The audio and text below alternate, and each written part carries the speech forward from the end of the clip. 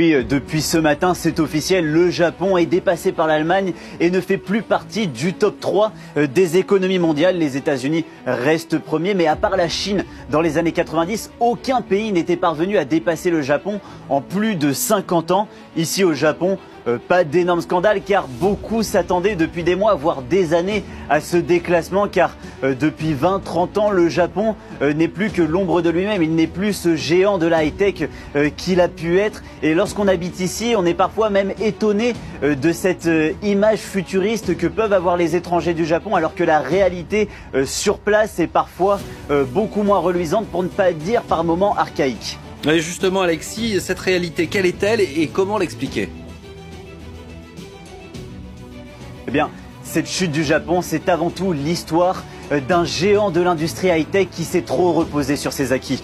Beaucoup s'en rappellent, jusqu'au début des années 90, le Japon, c'est le pays du futur sur la planète. Ils inventent le premier TGV dans les années 60, puis des consoles de jeux avec Nintendo ou Sony, le premier baladeur Walkman pour écouter la musique, ou même le QR code que nous avons tous utilisé pendant la pandémie. Et c'est ici, au Japon, qu'il a été inventé par un sous-traitant de Toyota qui voulait suivre les pièces automobiles détachées. Mais depuis la bulle économique qui a frappé le pays à la fin des années 80, le Japon a peur. Il ne fait plus ces investissements audacieux qui ont fait son succès auparavant. Il a perdu des parts de marché et aujourd'hui, pour l'intelligence artificielle ou la robotique par exemple, ce n'est plus le Japon qui donne le ton, mais plutôt les États-Unis ou la Chine. Ici, même si elle est largement sous contrôle d'acteurs japonais, la dette est 2 fois supérieure, plus de 2 fois supérieure à celle de la France. Alors si vous ajoutez à ça une population qui est l'une des plus vieilles au monde, une natalité au plus bas et une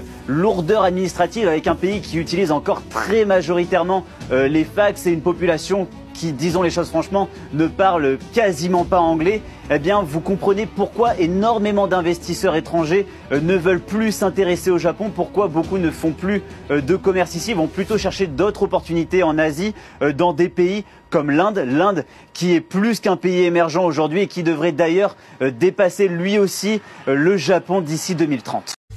On reçoit ça. Ouais, c'est embêtant. À chaque fois que vous publiez une vidéo, vous devez avoir des notifications comme ceci. Je sais que je crie haut et fort que je suis contre les... Ça. Les sanctions commencent à pleuvoir. On me menace de me bannir du programme de monétisation TikTok pour avoir publié cette vidéo. Tu as sûrement entendu parler de ce qui se passe au Congo. Et si ce n'est pas le cas, je t'invite à aller te renseigner parce que à l'heure... Et ça encore. Ouais, t'as bien lu, hein. T'as très bien lu. Aujourd'hui, j'ai envie de dénoncer en fait cette inégalité qu'on reçoit sur les réseaux sociaux, surtout quand on est une femme et qu'on est noire.